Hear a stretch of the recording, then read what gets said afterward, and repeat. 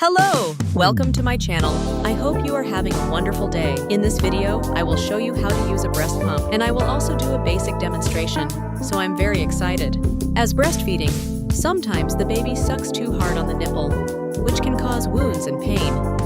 However, this can be reduced by using a breast pump. Benefits of a breast pump. It stimulates increased milk production, reduces the risk of blockages and infections in the milk ducts, helps resolve issues of flat or inverted nipples, makes it easier for the baby to feed, saves time for the mother.